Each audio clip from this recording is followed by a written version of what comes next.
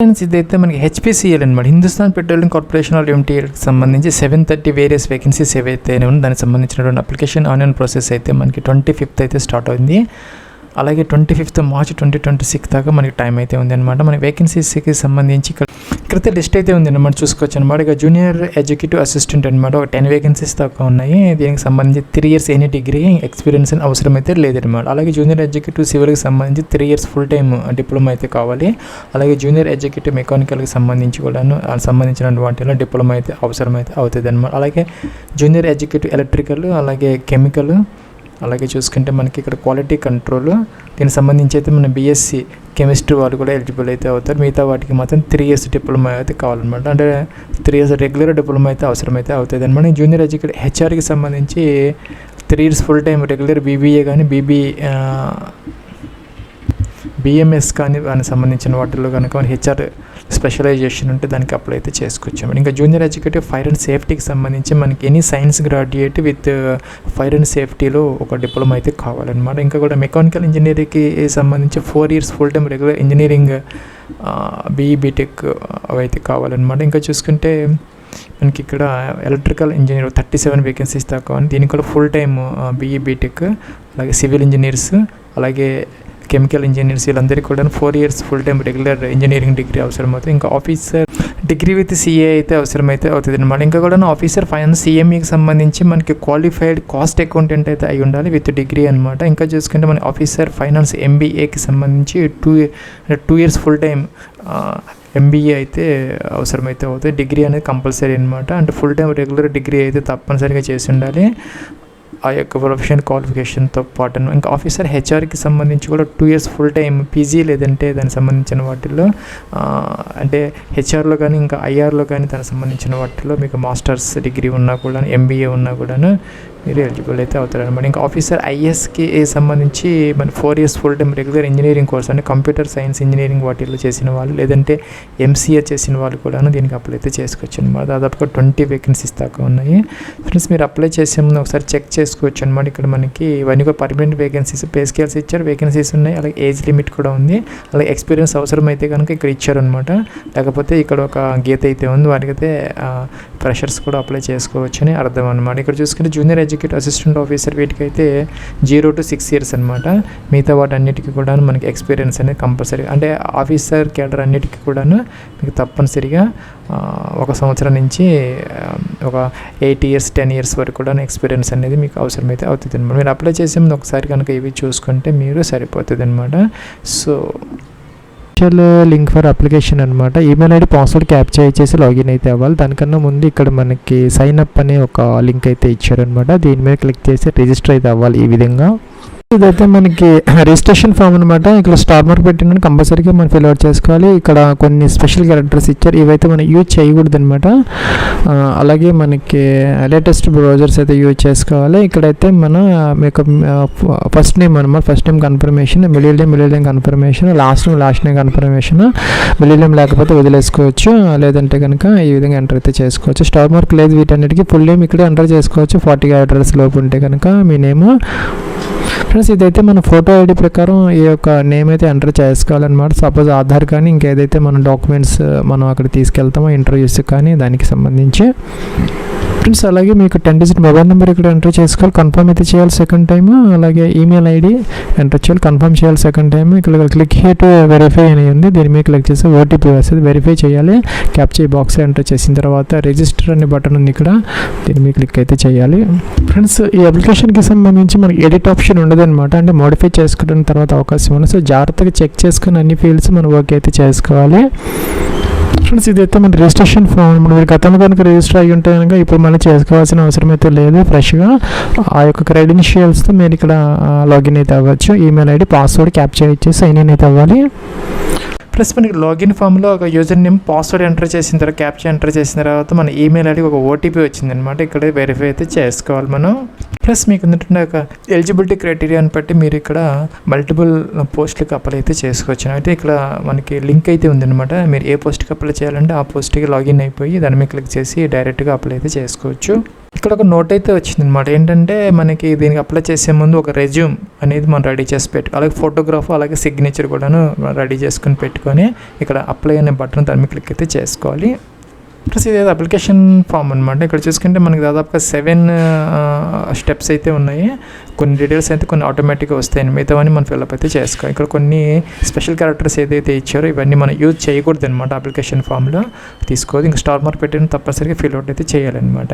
ఇక్కడైతే మీ యొక్క father's name అయితే ఎంటర్ అయితే చేసుకోవాలి. అదే మీ యొక్క మదర్స్ నేమ్ అలాగే మీ కేటగిరీ ఏంటనేది ఇక్కడ సెలెక్ట్ అయితే చేసుకోవాలి. ఓబీసీని ఎస్సీని ఎస్టీని ఏంటనేది ఇలా సెలెక్ట్ అయితే చేసుకోవాలన్నమాట. సో ఇంకేంటంటే ఇక్కడ మీ యొక్క సపోజ్ మీకు కనుక ఇక్కడ ఓబీసీ కానీ ఎస్సీ ఎస్టీ అలా ఇస్తేనే దానికి సంబంధించినటువంటి ఆ యొక్క కేటగిరీ ఏంటనేది, అంటే ఓబీసీలో మీరు ఏంటనేది ఇక్కడ మెన్షన్ అయితే చేసుకోవాలన్నమాట. జెండర్ మీరు మేలా ఫీమేలా సెలెక్ట్ అయితే చేసుకోవాలన్నమాట. ఇంకా కొన్ని పీరియబుల్ క్యాండిడేట్స్ ఉంటే ఎస్ పెట్టాలి, దానికి సంబంధించింది మనం సెలెక్ట్ అయితే చేసుకోవాలి. మిగతా వాళ్ళకైతే అవసరమైతే లేదు, ఎందుకంటే స్టార్ మార్క్ అనేది ఇక్కడ లేదనమాట. సో ఇక్కడ అంటే మన సబ్ కేటగిరీ ఏదైతే ఉందో మీరు అంటే ఓబీసీలో ఏంటి అనేది ఇక్కడ దేనికి కూడా స్టార్ మార్క్ అనేది లేదనమాట. మీరు ఎంటర్ అయితే చేయొచ్చు, లేకపోతే వదిలేసుకునే అవకాశం కూడా మీకు ఉంటుంది అనమాట. ఇంకా కూడాను ఎక్సర్వీస్ మీరు అంటే ఎస్ పెట్టుకో, లేకపోతే నో అనమాట. ఇంకా కూడా ఇక్కడ చూసుకున్న డామ్సైల్ ఆఫ్ జమ్మూ కాశ్మీర్ మీరు కనుక 1980 నుంచి 89 మధ్య ఆ యొక్క జమ్మూ కాశ్మీర్లో కనుక నివసించి ఉంటే ఎస్ పెట్టుకో, లేకపోతే నో అనమాట. డేట్ ఆఫ్ బర్త్ క్యాలెండర్ అయితే ఇచ్చారో దీని నుంచి మొదట ఇయర్ మంత్ డే అని సెలెక్ట్ అయితే చేసుకోవాలి. మీరు అప్లై చేసే ముందు నోటిఫికేషన్లో ప్రతి పోస్ట్కి కూడా ఇక్కడ మనకి మ్యాక్సిమం అప్పర్ ఏజ్ అనేది ఇచ్చారనమాట. 25 ఏంటనేది మ్యాక్సిమం అన్నిటికీ కూడా 25 ఉన్నది. అన్ని అంటే ఎక్స్పీరియన్స్ అవసరం లేని వాటన్నిటికీ 25 లేదంటే 27 అలా ఉందన్నమాట. చూసుకోవచ్చు మీరు అప్లై చేసే ముందు. సో దాని ప్రకారం మీకు ఎలిజిబిలిటీ ఉన్నదా లేదా అని చెక్ అయితే చేసుకోవాలి. ఇలా ఇయర్ మీద క్లిక్ చేస్తే మీకు ఇలా ఇయర్స్ అన్నీ మొదట వస్తాయి అన్నమాట. ఇలాగ సెలెక్ట్ అయితే చేసుకుని సరిపోతుంది అనమాట. ఇంకా కూడా ప్లేస్ ఆఫ్ బర్త్ మీరు ఎక్కడ బార్న్ అయ్యారు, మీ యొక్క రిలీజియన్ ఏంటి సెలెక్ట్ అయితే చేసుకోవాలి. మనకి మీ యొక్క pan card number, Aadhaar card star mark లేదు, పాన్ నెంబర్ మాత్రం తప్పనిసరిగా అడుగుతున్నారు. ఇంకా కూడా టైప్ ఆఫ్ ఐడి ప్రూఫ్ అనమాట. కాదు కనుక ఇక్కడ మీరు ఆధార్ కార్డ్ నెంబర్ ఎంటర్ చేయకపోతే ఓటర్ ఐడి కానీ డ్రైవింగ్ లైసెన్స్ కానీ గవర్నమెంట్ ఐడి ప్రూఫ్ ఏదైనా సెలెక్ట్ అయితే చేసుకొని దాని నెంబర్ అయితే ఇక్కడ మెన్షన్ అయితే చేసుకోవాలి. ఇక్కడ టికాన్ అయితే చేసుకోవాలి. అలాగే మ్యారేజ్ స్టేటస్ మీరు మ్యారీడా అన్మ్యారీడా విడోనా డైవర్స్డ్ ఏంటనేది మెన్షన్ అయితే చేసుకోవాలన్నమాట. ఇంకా చూసుకుంటే ఇక్కడ are you existing employee of HPCL మీరు కనుక హెచ్పిసిఎల్ ఏదైనా జాబ్లో వర్క్ చేస్తామంటే ప్రస్తుతం ఎస్ పెట్టుకోవాలి, లేకపోతే నో అనమాట. ఎస్ పెడితే దానికి సంబంధించిన ఎంప్లాయ్మెంట్ నెంబర్, లేకపోతే GAT అంటే గ్రాడ్యుయేట్ అప్రెంటిస్ ట్రైనింగ్ ఏదైనా చేస్తూ ఉంటే దాని నెంబర్ మెన్షన్ చేసుకోవాలి. ఇంకా అప్రెంటిస్ ఏదైనా చేస్తూ ఉంటే దానికి సంబంధించినటువంటి ఫ్రమ్ 2 డేట్స్ అయితే మెన్షన్ చేయాలి. నో పెడితే మిమ్మల్ని అడగదన్నమాట. ఇంకా కూడా ఇక్కడ గతంలో మీరు ఎప్పుడన్నా ఈ గ్రాడ్యుయేట్ అప్రెంటిస్ ట్రైనింగ్ వర్క్ చేస్తుంటే ఎస్ పెట్టుకోవాలి, లేకపోతే నో అనమాట. సో ఇక్కడ ఏంటంటే ఫీజు అనేది నాకు 1180 రూపీస్ చూపిస్తుంది. లాస్ట్లో అయితే మీరు ఫీ అయితే పే అయితే చేసుకోవచ్చు. ఫ్రెండ్స్ ఇక్కడ మనకి SC ST PWD క్యాండిడేట్స్కి మాత్రమే ఫీజు లేదండి, మిగతా వాళ్ళందరికీ కూడా ఫీజు ఉన్నది 1000 ప్లస్ GST కలుపుకొని 1180 రూపీస్ చూపిస్తుంది అనమాట. మీరు లాస్ట్లో ఫీజు అనేది పే అయితే చేసుకోవచ్చు.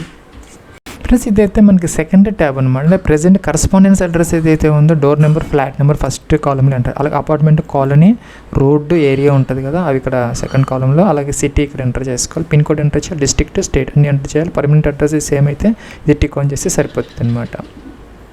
ప్లస్ ఇంకేంటంటే ఇక్కడ మీ యొక్క నేటివ్ స్టేట్ అనమాట. అంటే నేటివ్ స్టేట్ అంటే మీరు ఎక్కడ బోర్న్ అయ్యారు, అలాగే మీ ఫాదర్స్ అందరు ఎక్కడ ఉన్నారని, అంటే డామ్సైల్ లాగా అనమాట. మీరు ఎక్కడైతే పర్మనెంట్ రెసిడెంట్గా ఉన్నారో ఆ యొక్క స్టేట్, డిస్ట్రిక్ట్ అనేది మనం ఇక్కడ మెన్షన్ అయితే చేసుకోవాలన్నమాట. ఇక్కడ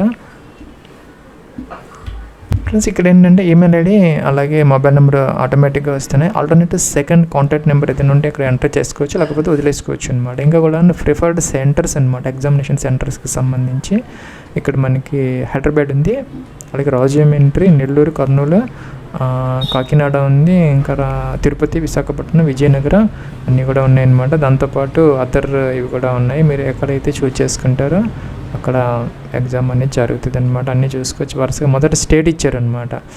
సో స్టేట్తో పాటు పక్కన అయితే మనకి సిటీ నేమ్ ఉన్నది కాబట్టి ఈజీగా మీరు చూసుకోవచ్చు. అందుకే ఆంధ్రప్రదేశ్ అని ఒకచోటే ఉన్నాయి, చూసుకోవచ్చు. సో మీకు కావాల్సింది ఏదైతే ఉన్నాయో 3 ఆప్షన్స్ అనమాట. 3 ఆప్షన్స్ ఏదైనా కూడా మీ దగ్గరగా ఉన్నవి మీరు ఇచ్చుకునే అవకాశం అయితే మీకు ఉంటుంది అనమాట. వ్యాలిడేట్ అయితే చేసుకొని నెక్స్ట్కి అయితే వెళ్ళొచ్చు. ప్లస్ ఇక్కడైతే ఎడ్యుకేషన్ క్వాలిఫికేషన్ డీటెయిల్స్ ఎంటర్ చేయాలి. మొదట ఏంటంటే మీరు ఏదైతే పోస్ట్ సెలెక్ట్ చేసుకుని దానికి సంబంధించినటువంటి హయ్యర్ క్వాలిఫికేషన్ మొదట వస్తుందన్నమాట. నేనైతే జూనియర్ ఎడ్యుకేటివ్ అసిస్టెంట్ తీసుకున్నాను కాబట్టి నాకు ఇక్కడ ఏంటంటే BA, BBA, BCA, BCom, BM వీళ్ళందరూ ఎలిజిబుల్ అయితే అవుతారనమాట. ఎక్సెప్ట్ ఇంజనీరింగ్ గ్రాడ్యుయేట్స్ కాకుండా మిగతా వాళ్ళందరూ దీనికి ఎలిజిబుల్ అయితే అవుతారనమాట. సో సెలెక్ట్ అయితే చేసుకోవచ్చు. ఇలా తర్వాత ఏంటంటే ఇంటర్మీడియట్ అలా 10th క్లాస్ అనమాట. నెక్స్ట్ ఈ 3 కూడా మనం ఎంటర్ అయితే చేసుకోవాలన్నమాట. డ్యూరేషన్ ఎన్ని సంవత్సరాలు, 3 years, 4 years ఏంటి అనేది ఇక్కడ మీరు ఎంటర్ అయితే చేసుకోవాలి. అలాగే మీకు వచ్చినటువంటి పర్సంటేజ్, అలాగే మీరు ఎప్పుడు జాయిన్ అయ్యారో ఆ యొక్క కోర్స్ అనేది ఎప్పుడు కంప్లీట్ అయింది అనేది అన్నీ ఎంటర్ అయితే చేసుకోవాలన్నమాట. అలాగే ఇక్కడ మనకి బోర్డు లేదంటే కనుక ఆ యొక్క యూనివర్సిటీ నేమ్ ఇక్కడైతే ఎంటర్ చేసుకోవాలి. అన్నీ ఉంటాయి. లేకపోతే కానీ మీకు ఒక అదర్స్ అనే ఆప్షన్ ఉంటుంది, అది తీసుకొని ఇక్కడ ఎంటర్ అయితే చేసుకోవచ్చు. ఫ్రెండ్స్ నేనైతే ఇలా ఎంటర్ చేసుకో అంటే అదర్స్ తీసుకొని ఆ యొక్క యూనివర్సిటీ నేమ్ లేదంటే బోర్డు అనేది ఎంటర్ అయితే చేసుకోవచ్చు అనమాట. Joining date and month, completed month and year, అలాగే చూసుకుంటే ఇక్కడ పర్సంటేజ్, నెంబర్ ఆఫ్ ఇయర్స్ అనమాట. అంటే ఎడ్యుకేషన్ ఇయర్స్ ఇవన్నీ ఎంటర్ చేసుకోవచ్చు. అంటే డిప్లొమా ఇవన్నీ ఆటోమేటిక్గా వస్తాయి. మీరు అవన్నీ తప్పనిసరిగా ఫిల్ అవుట్ అయితే చేసుకోవాలన్నమాట. ఇంకేదైనా ఇక్కడ ఎడిషన్ క్వాలిఫికేషన్స్ ఏదైనా ఉంటే కనుక అంటే మీరు ఆ యొక్క ఫైనల్ ఇయర్ లేదంటే ఫైనల్ సెమిస్టర్ ఈ సంవత్సరం రాసి మీరు కనుక వెయిటింగ్ ఫర్ రిజల్ట్స్ అయితే కనుక ఇక్కడ ఎస్ పెట్టుకోవాలి. ఎస్ పెడితే ఆ యొక్క రిజల్ట్ ఎప్పుడు వస్తుంది ఇవన్నీ కూడా ఎంటర్ అయితే చేయాలి. నాట్ అప్లికబుల్ అంటే మీకు ఏమీ రాదనమాట, అవసరం అయితే లేదు. ఇవన్నీ కూడా తప్పనిసరి అయితే కాదనమాట. ఎవరైతే కంప్లీట్ కాకుండా ఎవరైతే ఉన్నారో ఇంకా కూడా హయ్యర్ క్వాలిఫికేషన్ ఏదైనా ఇప్పుడు చదువుతూ ఉంటే పర్సూ చేస్తున్న వాళ్ళకి మాత్రం అప్లికబుల్ అయితే అవుతాయి అన్నమాట. సో ఇవన్నీ అయితే అవసరమైతే లేదనమాట. కిందకి వచ్చేయచ్చు, ఇక్కడ వ్యాలిడేట్ చేసుకొని నెక్స్ట్కి అయితే మీరు సేవ్ నెక్స్ట్ అనే బటన్ వస్తుంది, నెక్స్ట్కి అయితే వెళ్ళొచ్చు. బ్యాక్కి వెళ్ళి మిగతా కాలమ్స్ కూడా మనం ఎడిట్ అయితే చేసుకోవచ్చు. తర్వాత అయితే ఎడిట్ ఆప్షన్ అనేది మీకు ఉండదు అనమాట. ఫ్రెండ్స్ ఈ ట్యాబ్ ఏంటంటే మనకి ట్రైనింగ్ అండ్ ఇంటర్న్షిప్ డీటెయిల్స్ అనమాట. మీరు ఎక్కడైతే ట్రైనింగ్ తీసుకున్న సంబంధించిన సెక్టర్ ఏంటి, మీకు డిజిగ్నేషన్ ఏంటి, ఏం చేశారని ఈ మెన్షన్ అయితే చేసుకోవాలి. అలాగే ఇంటర్న్షిప్ ఏదైనా ఉంటే మరి ఏ ఇండస్ట్రీలో చేశారో అది ఏ సెక్టర్, డిజిగ్నేషన్ ఏంటి, ఎప్పటి నుంచి ఎంతవరకు చేశారో, మీకు ఎంత అమౌంట్ ఏదైనా ఇచ్చి ఉంటే అది మెన్షన్ అయితే చేసుకోవాలి. అలాగే దానికి సంబంధించినటువంటి రెస్పాన్సిబిలిటీస్ ఏదైతే ఉన్నాయో కాలేజ్ క్లబ్స్ కానీ ఇంకా ఏదైనా కమిటీస్కి సంబంధించిన వాటిలో మీరు ఏదైనా కనుక పొజిషన్ ఉంటే కనుక ఎంటర్ చేయాలి. లేకపోతే ఇవన్నీ వదిలేసుకునే అవకాశం కూడా మీకు ఉంటుంది అనమాట. సో ఏదైనా సర్టిఫికేషన్ అంటే ఏదైనా మీకు స్పెషల్ సర్టిఫికేషన్స్ ఏదైనా ఉంటే ఇక్కడ ఎంటర్ అయితే చేసుకోవాలి. అలాగే ఎడిషనల్ ప్రొఫెషనల్ అచీవ్మెంట్స్ ఏదైనా చేస్తున్నా లేకపోతే కీ ప్రాజెక్ట్స్ ఏదైనా చేస్తుంటే కనుక మెన్షన్ అయితే చేసుకోవచ్చు అనమాట. లేదంటే మీరు నెక్స్ట్ స్టెప్కి అయితే వెళ్ళిపోవచ్చు. ప్లస్ నేనైతే ఏమి ఎంటర్ చేయలేదన్నమాట. ట్రైనింగ్ అండ్ ఇంటర్న్షిప్ డీటెయిల్స్ డైరెక్ట్గా నెక్స్ట్ ట్యాబ్కి అయితే వెళ్ళిపోయింది, ఏం అడగలేదన్నమాట. సో అవన్నీ ఆప్షనల్ ఉంటే మాత్రం తప్పనిసరిగా ఎంటర్ చేయాలి, లేకపోతే వదిలేసుకోవచ్చు అనమాట. ఇంకేంటంటే ఇక్కడ బ్యాంక్ డీటెయిల్స్ అనమాట. ఇక్కడ ఏంటంటే bank account number, second time confirm IFSC code, bank name, branch name, UPI ID అయినా ఉంటే ఎంటర్ అయితే చేసుకోవాలి. వ్యాలిడేట్ చేసుకొని నెక్స్ట్ స్టెప్కి అయితే వెళ్ళొచ్చు. ఫ్రెండ్స్ ఇక్కడ మన ఈ సెక్షన్లో ఏంటంటే అప్లోడ్ యువర్ రెజ్యూమ్ అంటే వర్క్ ఎక్స్పీరియన్స్ డాక్యుమెంట్స్ కానీ రెజ్యూమ్ మాత్రం తప్పనిసరిగా అందరూ అప్లోడ్ చేయాలి.